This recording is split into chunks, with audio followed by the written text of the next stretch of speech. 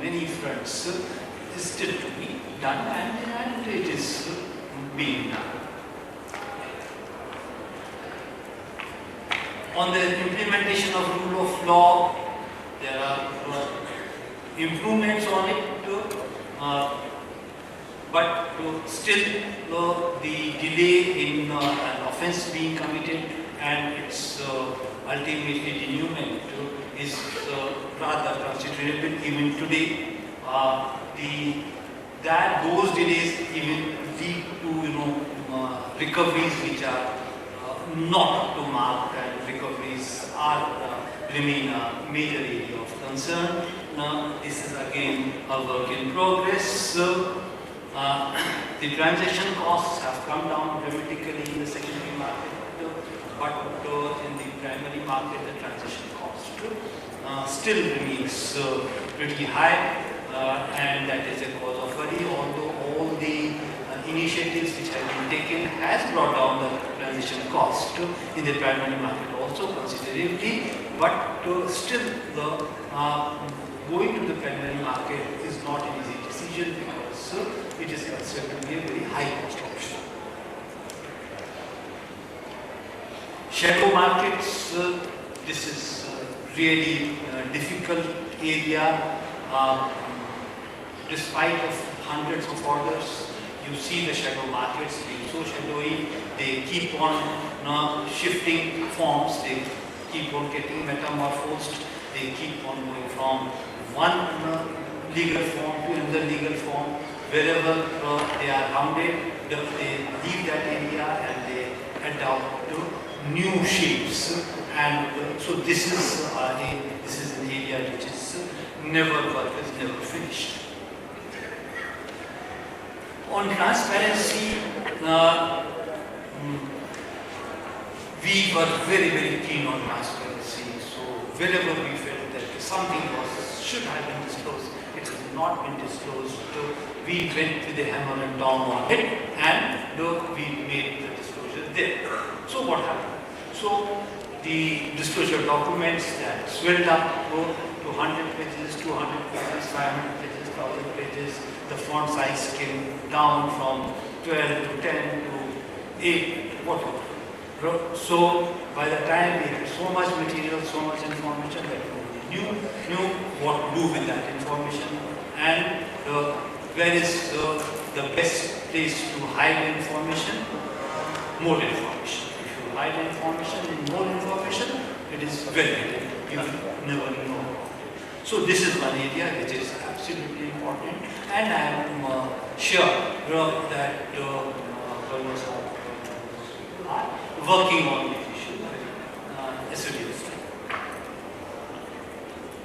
Governance, a lot has been done.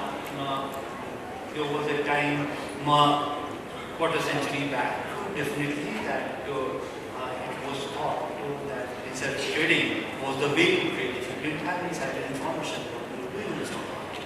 So that was a situation. From there, the situation has come to so much things that Clause 49 and LODR and corporate governance and facets and all those things, but at the same time there are issues about effectiveness of the governance mechanism, of the effectiveness of the independent directors. A lot of questions are there. There are no easy answers, but this is one area which will remain a work in progress for quite some more time. Now this is what perhaps I would have talked when I was in SEBI. So the first two slides I could have. So that is why I can. Then these are my personal predilections, which are my own leanings on certain issues. So which I have given it so that there is no confusion about that whether these are my own views or not. So these are my personal views. The first thing you might be rather intrigued by this bullet point, that you are sitting in a capital market seminar and you are saying that money is not everything. You should be running a satsang, saying all those things and not be in capital market. So when I say money is not everything, what do I mean? I mean basically of the reporting part of it. In our entire situation, what we are doing is that when we are saying disclosure, when we are introducing more and more analysis and more things, what we are talking is of financial.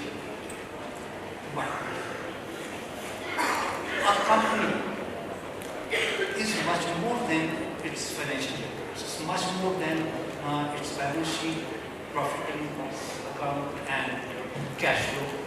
It's much more. Is the financial capital only capital which the company uses? Perhaps no. Everyone knows that. What are the other capitals which it uses? Of course, you know that everyone, all companies, whether even if they are working in the virtual space, they use the environment. They use the environment. So, if you are running the company, you are taking something from the environment. Whether what's the company? What's the business model of a company? You have got an input. You put in capital. You have got a business model, and then you have got an output. So you put in certain amount of capital. You apply the business model on it. And then, now, if the result is this, that your capital has been enhanced, you are a good businessman. If the capital has diminished, you are a bad businessman. You put in certain amount of money, the money has increased, money has multiplied, you are profitable. If it is loss, then you are in loss. So this much is clear. But what about the environment? I took so much of water, I took so much of air. What did I put in? I took in oxygen and put out carbon dioxide. And also to garnish it with sulfur dioxide, with nitrogen oxides, with all other gases. So what about that? So you might have earned on the financial capital, but you have lost dramatically on the environmental capital. So this is to be accounted for. What about where does a company exist? A company exists in society. Now, are you giving back something to the society or taking something away from the society? If you are in a community and you are providing support to the community, you are considered as a good thing in the community. If people in your community love you, then you are enhancing the social capital. If every day there are demonstrations in front of your gate, then you are losing your social capital. A company cannot exist in vacuum. So it has to see to it that it doesn't lose its social capital. What are other capitals? Your intellectual capital. You started with a pharma company. You started with 20 patents. And what did you do? You didn't do any R&D work. Kept on using these patents, and so after 5 years or 3 years, that patent became a cash cow. You didn't have any more inputs into it. Kept on drawing profits out of it. But then what happens? 10 years, 20 years, the patent expires. You are over. A very closely related thing is your human capital. You have got good employees, loyal employees. They put in their lifeblood into your company. But you maltreated them. You didn't improve their skills. You did not see to it that they become better and better people. Or you harassed them so much that they were supposed to leave. You have lost your strength. You have lost your human capital. So this is to be accounted for.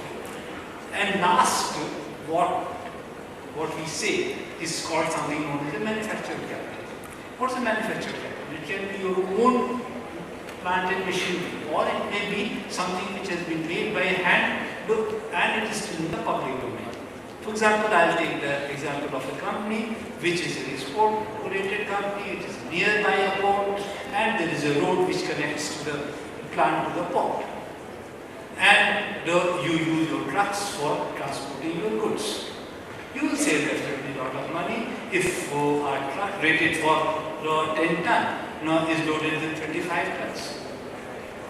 You might in the next 1 year, you might increase your profits a little. But what will happen? That the road will get broken. If the road gets broken, after a couple of more years, what will happen? That your trucks will be broken, your time of transportation will be much more, so it is a value investment. So you have to take care of the manufacturer. So what I am trying to prove that money is not everything. Is it my original idea? No, absolutely it's not my original idea. This is the subject of King report, King 3 and King 4, and there is an international council on integrated reporting which is taking up this matter.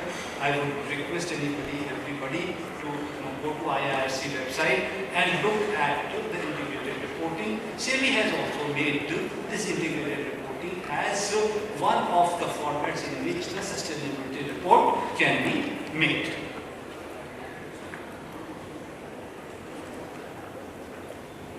Next issue which I am taking is disclosure without tears.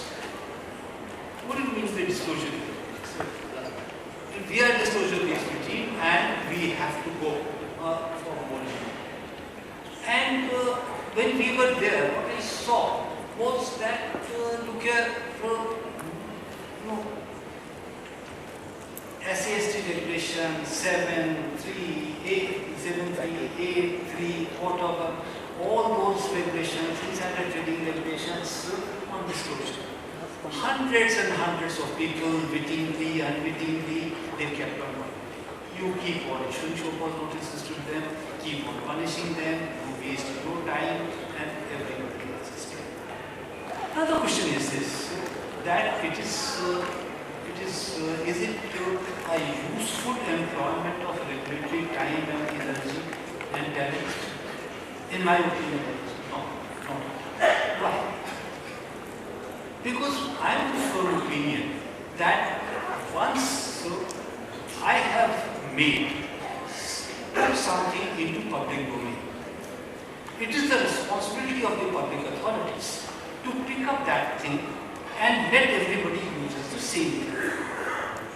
For example, if I have traded on the stock market, this trade of mine becomes a public information. The deposit knows it, the exchange knows it. So, if I am acquiring shares of a particular company, and if I am going beyond 2% or 5% fee, so do everybody need to keep track of his own 2% or 5%, or the public authorities can themselves pick up data from the data which is available with them and make the disclosure? If that thing happens, what will happen? That an individual investor or the individual company will be relieved of so much of compliance cost, compliance trouble, compliance anxiety, and at the same time the quality of disclosure will be much better. So this concept can be extended to everything. For example, you have got disclosure of all your balance sheet data in MCA 21, and it is an XBRL format. Why can't the public authorities take up the things from there and put everything into whatever you need? For example, if I needed slightly different form of information under clause 41, which was, I'm forgetting what the LODR, so under listing agreement clause 41. So if I need a slightly different way, so why do I need you to I should pick up from the ministry side and put it there. So not only these two, because there are lots and lots of things which are there in the public domain, and now with this emphasis on Aadhaar and all those things, there is absolutely no excuse that why individuals should be made to work overtime to do something which can be done more efficiently and more surely by the public authorities themselves. So this was my second point. My third point is on something which is on everybody's pocket, a phone, a smartphone called. Why is it called smartphone?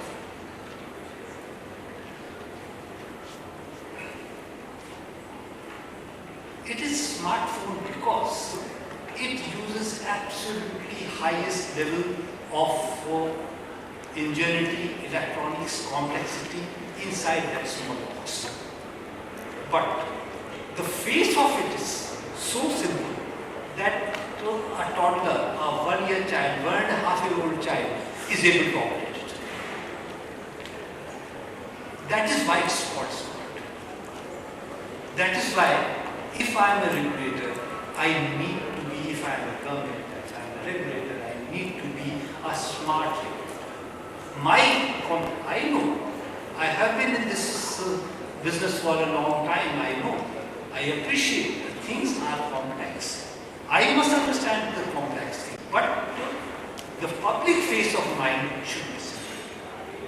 For the public, it should be absolutely simple. Smartphone is the best example. They never tell you that what complex algorithms they are using inside the phone. They never tell you that their chips contain millions and millions of transistors and which are using the quantum limits and how do they are balancing the quantum effects. Samsung or Apple never comes back to explaining their problems, so the quantum problems. Has Apple ever said that, look here, my quantum limits are being reached, so how do I improve the functionality? They never tell. So, as a company, as a telephone company, as a mobile company, my problems are my problems, but the public needs a simple interface. That is where Apple started, Steve Jobs started with the graphical user interface, and that is its core. So we need something with the graphical user interface when we are talking of the capital markets.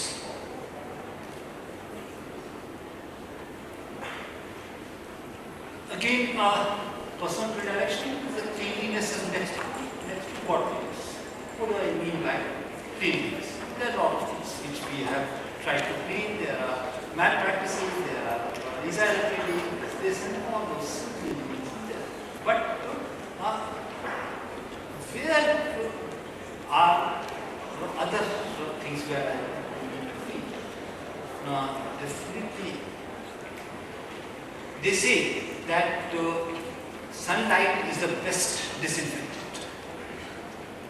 You see, the sunlight is the best disinfectant. Is it the be-all and end-all? Disclosure has been made. Sunlight is there. Disinfection is there. So, can I say that, look at India has got so much of sunlight, so I don't need to do any cleaning because it's the best disinfectant. But I do need to clean. I do need to clean my gutters. I do need to clean my yard. I do need to clean everything. So what is done? Where is our junk? The junk lay in dysfunctional institutions, some exchanges and all those things, and the dysfunctional companies which are cluttering up your system, which are running 2000. When somebody says that we are the country with the largest number of listed companies, I am not elated, I am rather depressed. The reason is that these dysfunctional companies are the source of trouble the trouble is untold. All kind of mischief takes place there. So you need to identify the places where junk Is line cleaned up the junk? Only then the sunlight, only then the disclosures will have an effect. Fine. We have built a house, a beautiful house, a very good house. What do I do with it? I need to secure it. I need to put a lock on it. I need to put a guard on it. I need to put everything. Otherwise, this house will be destroyed. This securities market is running is under a kind of mortal threat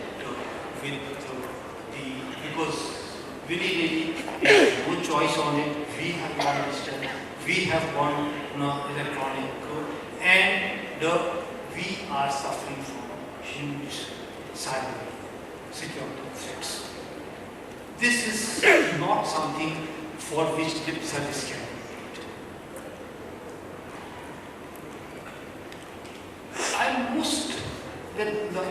Let me ask you a question.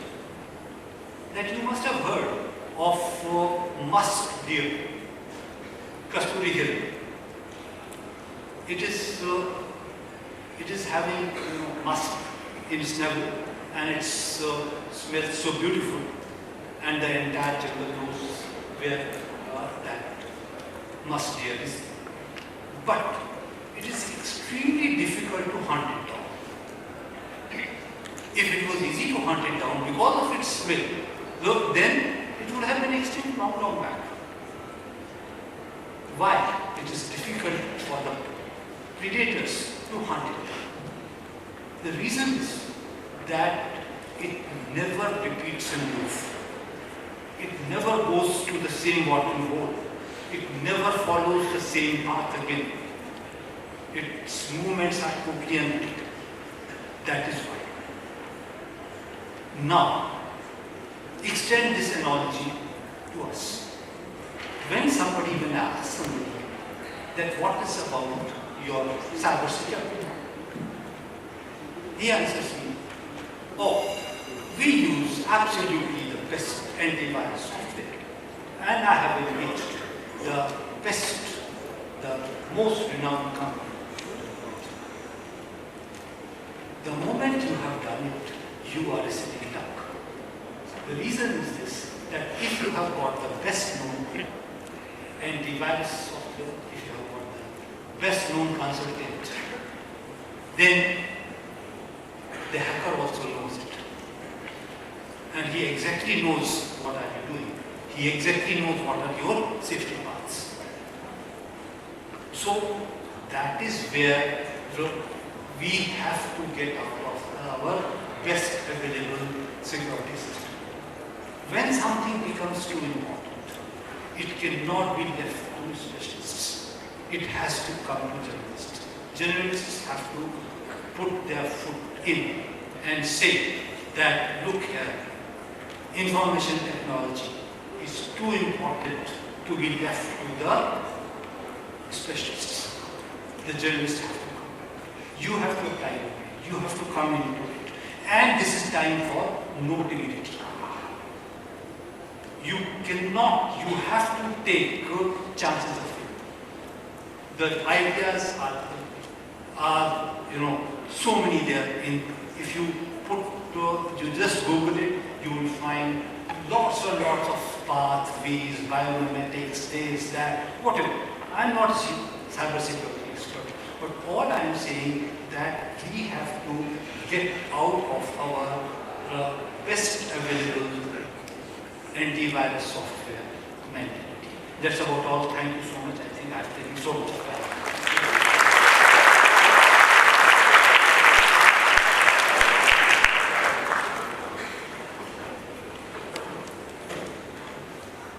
Thank you very much, sir, for sharing your views.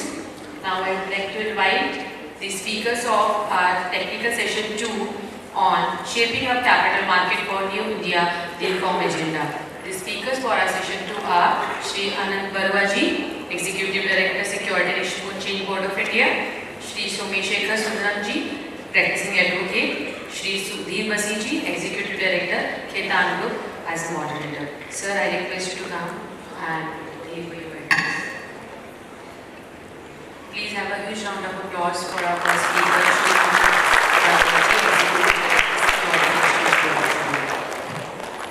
Thank you, sir.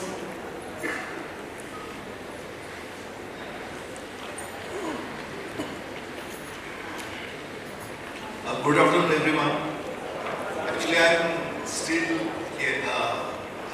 getting the cap of the latest, and therefore I have to start with a disclaimer. Whatever I say here may be my personal and should not be attributed to self. And actually, this was a panel discussion. I was not supposed to speak, but as I've been given opportunity, I thought I will speak a few words. As you know, personally, I feel that the capital market play a greater role. There are two reasons for that. One is that, as you know, India is one of the fastest developing countries in the world, which is increasing at the rate of 7.1%. And therefore, to meet the need of the development, the capital market should play a greater role. And the second thing is that we have seen after the financial crisis, and one of the things is being thought about is that if there is a developed capital market, then it provides more stability.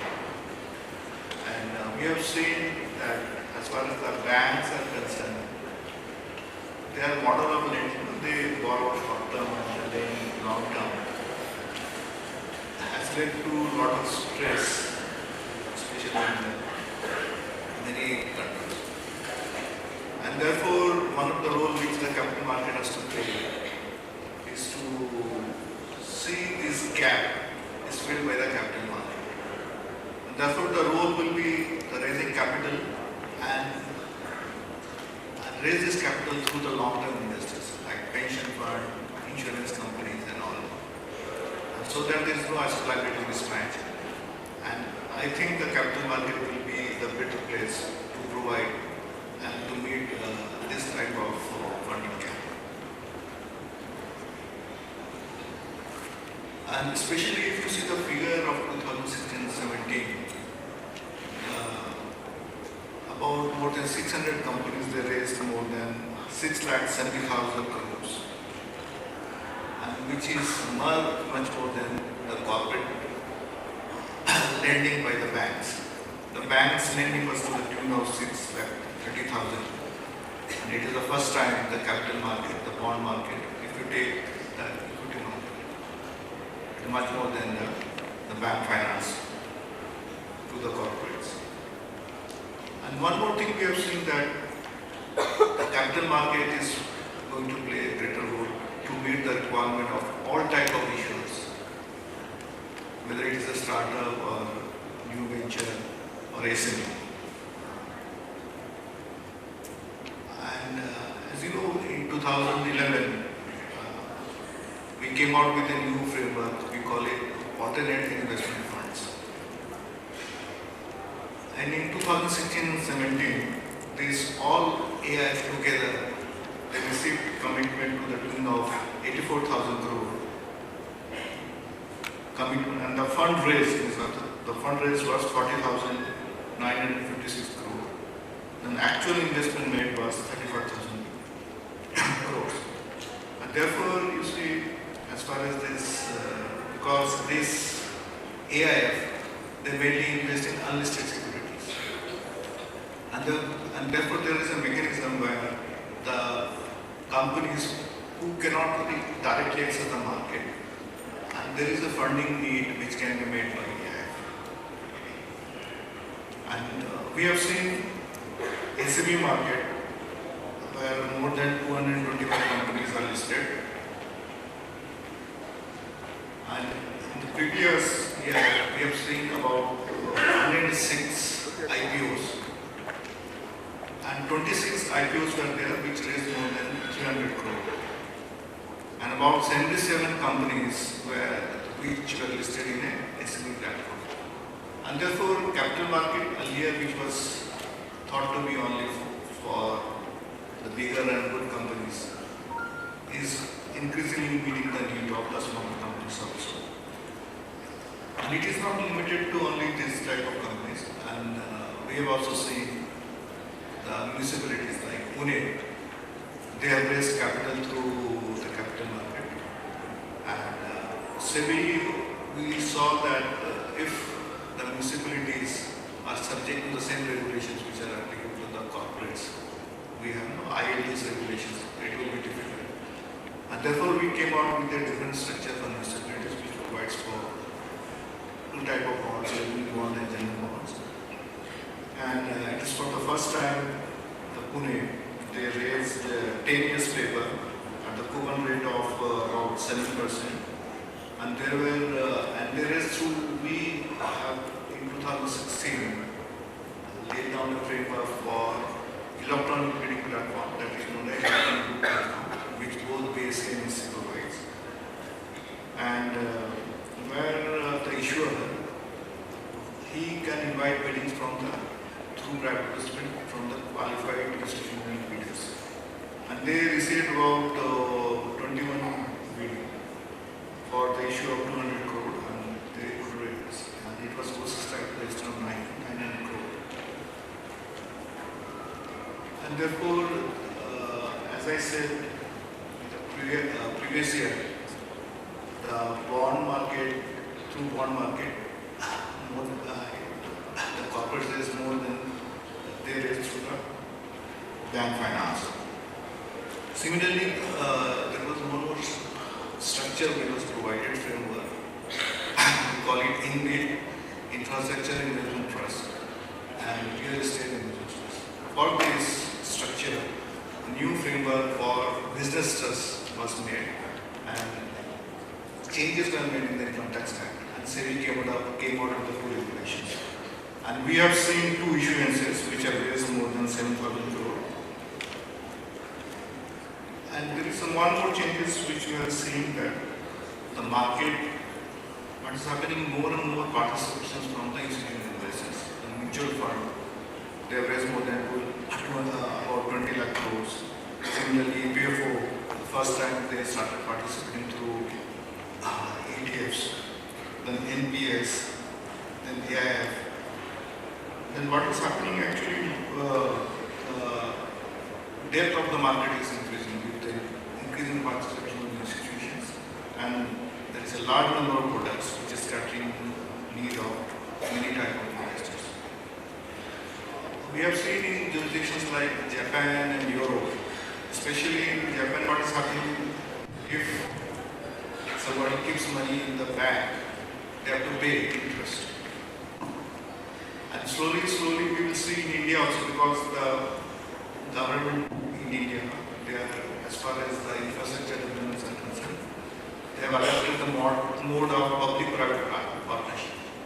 Therefore, what is happening, the government borrowing through the market is coming down, and there is now more opportunity for the corporates and others to go and raise money from the capital market. And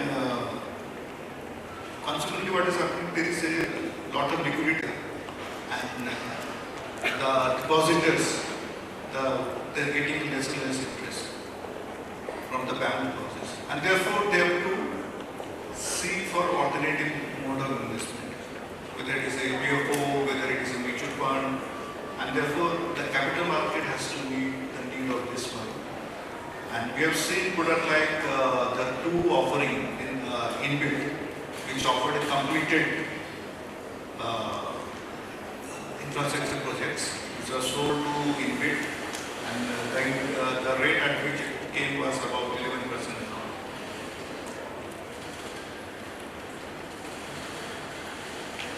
These are, and if you see the changes, you will find that two things. One is that the market is becoming more institutional, where retail investors are accessing the market through mutual fund. And we have seen the folios of mutual fund, which was about 3 crores, and in 2016 and 17 it has gone up more than 5 crore, 80 lakhs.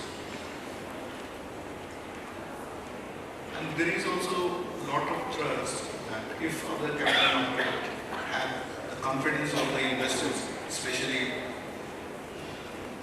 foreign portfolio investors, even EPFO and others, because if the market there is high level of liquidity and high level of corporate governance, then funds like EPF and others, they may also invest in the market, directly in equity and others.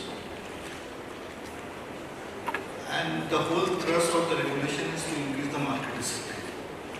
There is a lot of transparency and disclosure requirement, especially LODR and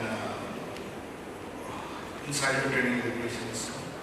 And there is also a lot of market intermediaries has come, and they have also started playing an important role, like company secretaries. They are here to ensure the compliance with our LODR regulations and listing regulations, insider trading regulations and takeover regulations. And similarly, there are players like research analysts, proxy advisors. They also watch the companies in addition to the internal auditors or the independent directors. Therefore, what happens? There is an increased market discipline among the companies which are listed. And there is a related development like insolvency law and other things. Therefore, we see that in the years to come, the capital market will play a role. Thank you.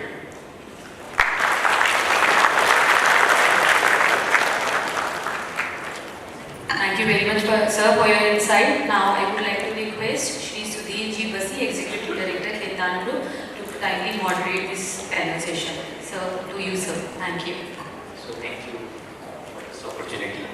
I know we are between your lunch, so we'll keep it short and sweet, and so that you are not delayed from having your lunch. This chair is, I think, ready now. We are already at the end of our scheduled time. Just since we had the benefit of the discussion and the thought shares by Mr. Sir and by Mr. Barwa, where they explained over a period of time that how the Indian securities market has changed over a period of time, and from my personal experience, I started in '92, and where the markets were at that point of time and where they are today, the sort of information which is available, the sort of ability of the companies to raise funds in India, I think it has gone leaps and bounds in the last 25 years, which I have seen and experienced. So these are all very positive things which have happened because of the progressive regulations that we have seen. And '92 was incidentally the same time when SEBI got the regulatory power to regulate the capital markets. And since then, the capital markets have grown with leaps and bounds. So I think the SEBI over a period of time have been quite progressive, and as the agenda which was set up in Mr. Saran's speech, he talked about that what are the various measures SEBI has taken, and also what is the rationale for those measures.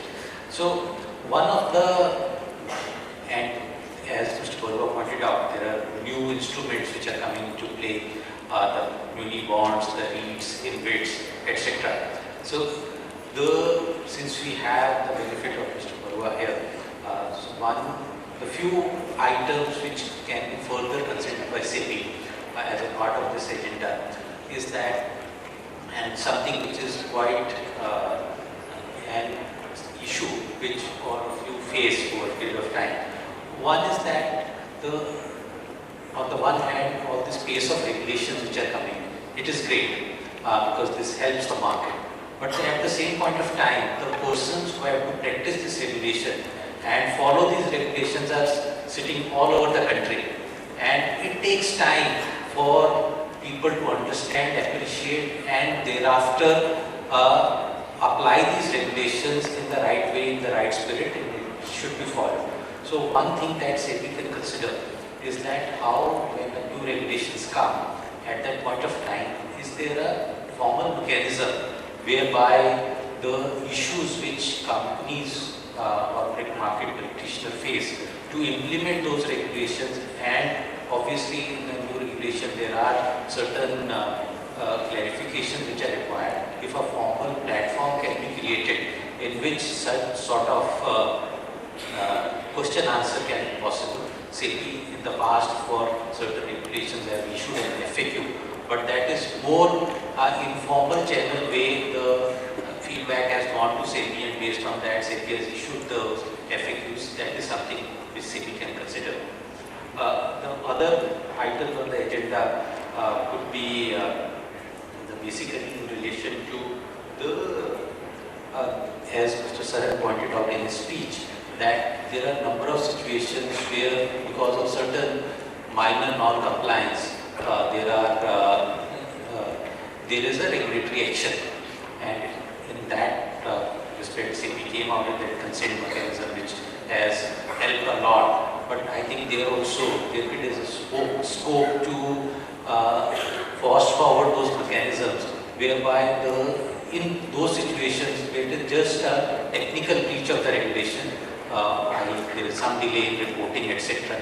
So that is something which SEBI can consider at this point of time. So my first question I will like to ask Som. Som we have the benefit of Som here. He has been on number of SEBI committees, including committee which wrote the takeover regulation, which wrote the insider trading regulation, and now we have this insider trading regulation for almost 2-year period. So Som, if you can share your views that how this regulation is shaped up, and what are the issues or things to be kept in mind in that regulation. Thank you, Sudhir. I think the regulations have shaped up far better than expected on the insider trading front. But having said that, I think 2 years or 3 years is already time for a review. We've somehow tended to review what we write only after 7 or 10 years. But frankly, no regulation can remain static, because as society progresses, rearranging itself, 2 or 3 year time frame is a fit time frame for looking at what's gone wrong and what can be done better. A number of areas where the intent has been missed over practice, and through FAQs also, or through informal guidance issued on the interpretation of these regulations, some fundamental conceptual deviations have been achieved. So that needs to be corrected. I'll give a simple example. Like, the whole point in insider trading is about title to the decision. The person who's deciding, if he's in possession of unpublished information, it's violated. It doesn't matter in whose name their securities are. But we've reached a place where informal guidance or FAQs have taken a position which is contrary to that principle. So I think it's time to revisit some of those errors. But otherwise, the regulation has served its purpose. For example, Mr. Sharan spoke about overdose of disclosures. Insider trading, the new regulations really did away with a whole lot of disclosures which were mindlessly replicating disclosures under the takeover regulations, also under another body of law. So some of those are pluses. There have been some misinterpretations which need to be corrected. That's in a nutshell the story of where these regulations are. The other, one other element I'd like to touch upon is simple misreading of the concept of pledge. For example, today the regulations have been interpreted in a manner different from what the committee recommended by SEBI itself, and pledges have been brought within the ambit of insider trading. A pledge which is a device to circumvent is anyway covered by law. But to say every pledge is, when in possession of information, would be violated is pretty dangerous, because when you give a pledge, the intent is not to trade, but the intent is to give security. And in fact, the whole pledge market is borderline violated, because if the pledgor has any piece of information which is price sensitive and unpublished, but he's violating the law. If you see, all pledges are dealings in securities and therefore violated. So I think I'll stop there on the insider trading front. But if you just give me a minute more on a bigger picture, because the theme of the session is shaping up for New India and what is the reform agenda. I just want to make 2 or 3 very quick points. I think the manner in which the next 7 to 10 years are going to play out for the economy and therefore for the capital market is something we do need to bear in mind. The point again Mr. Charan made about we built a house, but now what next? How do you secure it? How do you make it look good? How do you keep repairing it? That's an area we really need to focus on. The next 7 to 10 years are not going to be like the past 15 years. Technology is coming in a big way. We're talking fintech all around. So technological skills, even in the regulatory environment, is very, very critical now. This not only is technical competency about security, it's beyond, it's choice of technology. People who make those choices, how are they going to be judged way down the line? I know there's this things you're reading in the papers as we speak, but the manner in which infrastructure for the market will be built over the next 10 years, there'll be hits and misses, there'll be trials and errors. So choice of technology has to be done in a manner that's in keeping with evolution. And if we say that cleaning up a choice to meet a new dynamic, if that's going to render a past choice illegal or regulatorily punishable, nobody's going to invest in making any change, because you'd rather live in denial and say everything we always did was always fine and not improve. So improvement is going to be the ground of attacking a past choice. That's something that's worrisome and one needs to think about. Second point I want to make is the clarity of purpose for regulation.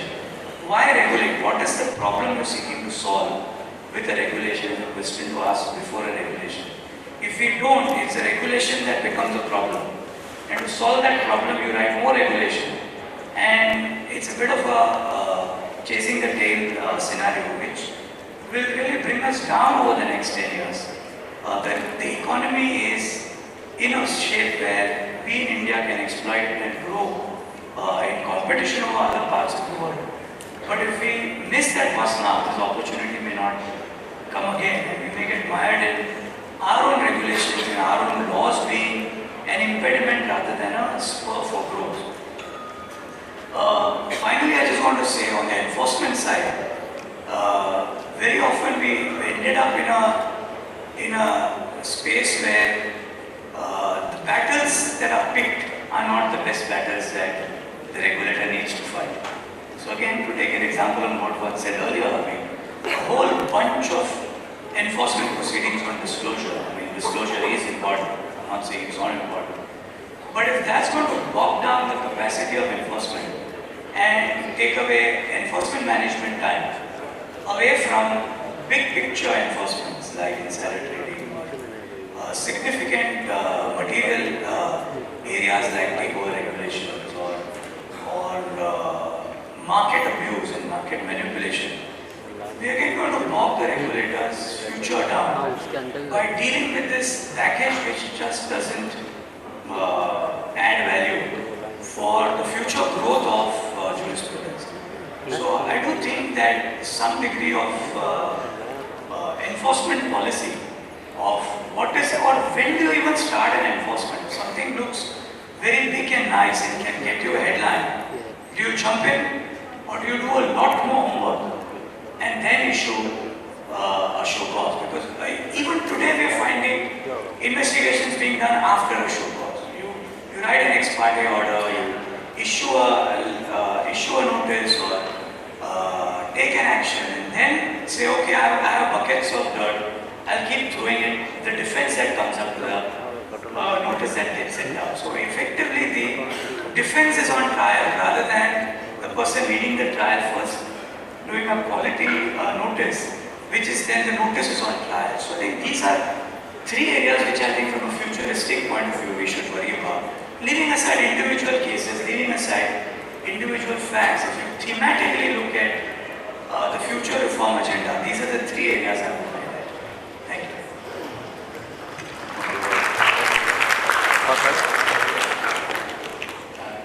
Thank you so much for the remarks. One question which always we face is that while complying with the regulation, now if you see all the regulations which are applicable to capital markets, even the textman book is now 2 volumes, each of maybe 2000 plus pages. It is always there will be scenarios where a company or a particular entity wants to do something, but there is some technical issue, technical violation which is there, and because of that particular thing, that particular entity is not able to take that particular action.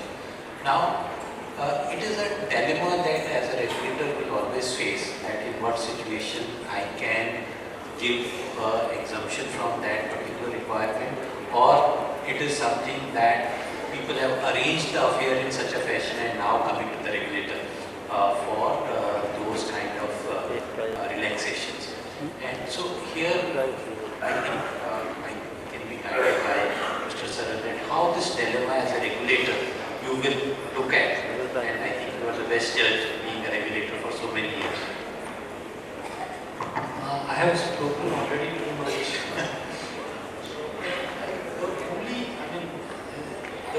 The question what you have posed is a very large question, and this can be answered in so many angles. But one thing I will say, and which will also answer the associate's issue, that when I am writing a regulation, let me write it in plain English, the way I and you talk. The intent will be clear, the implementation will be much better, and let us, for God's sake, stop using legalese. So that is one thing which I would recommend. Write in plain English, you will be yourself clear what you want, and it will be clear to the audience also.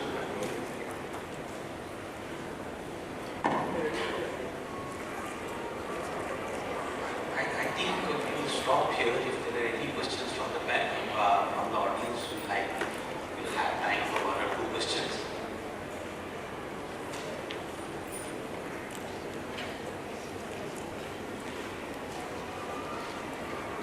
If there is any question from the audience, please feel free to ask the questions. Our panel is here to answer your queries. I believe that the panel was very well explained while having the discussion, and it has left no room for the audience to have any question. Yes, we have one question. Yes.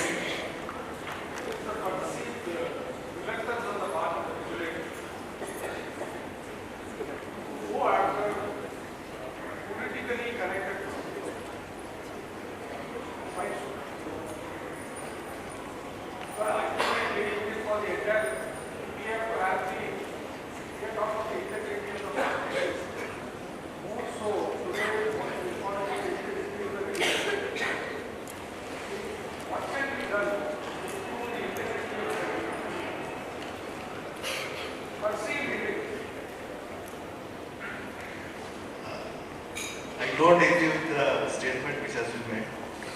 I would love to hear. Yeah. There are 2 things you have raised.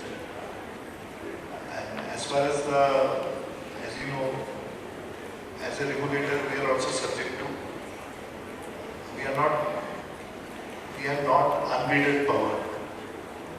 And there are 2 things are being told. As you know, Mr. Samosekran was also there. There are 2 ways, and he has given example that you should not take action before giving the opportunity. He was telling that no interim orders. And other view is that the regulator comes in when the horse is bolted. There are examples of in the movies, no, that police force is given, he is come when he is already fled. And he has written an article where he has said, as far as SEBI is concerned, we have taken a lot of action. We would find in the world no other regulator has taken. And irrespective of the person involved, there is a we don't see whether it's politically involved or not. If there is anything violation of the regulations, and we proceed. Hardly, I don't know any cases there, then that is a different thing. And on the contrary, the other view which Mr. Somasekharan has expressed.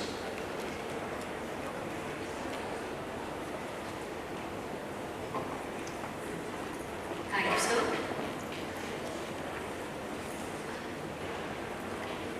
Now, we would like to close the discussion of this session officially.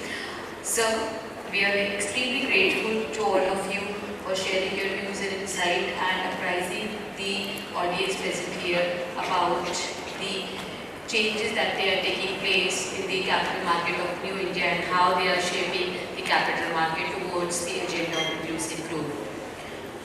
I would like to request CS Shri S.N. Anand Subramaniam, the past president of the institute, to come and to felicitate our dignitaries on dais, Shri Prashant Charanji. Sir, a huge round of applause for both of you.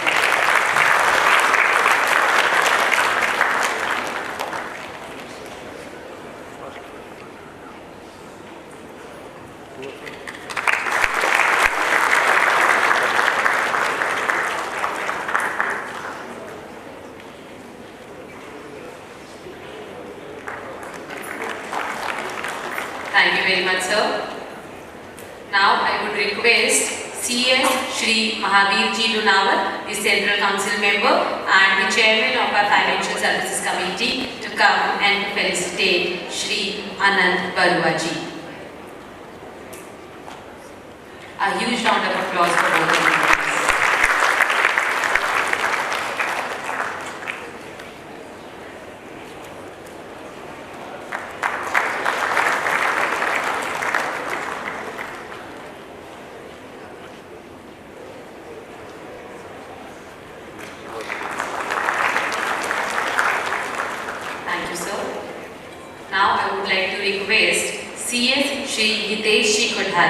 The chairman of Professional Development Committee of WIRC of the Institute, to come and to felicitate our distinguished guest on the dais.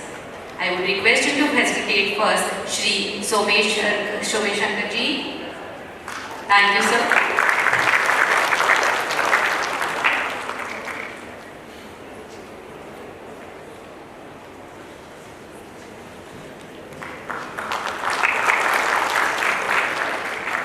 Now I would again request Sri Hitesh Ji to please come and to felicitate Sri Sudhir Basi Ji.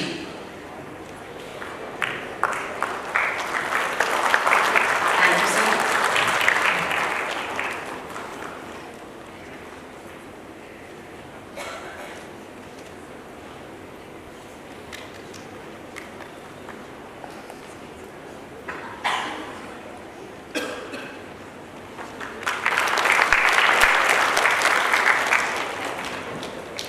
Our wholehearted thanks to our dignitaries on the dais for sharing their views. A big round of applause to our learning panelists, please. I request Shri S.N. Anand Subramanian Ji, our past president, Shri C.S. Virji Lunawat, our Central Council member and the chairman of Financial Service Committee, and Shri C.S. Hitesh Kothare Ji, to please come on the dais for a group photograph, please. I request the esteemed panel also for the request photograph, please.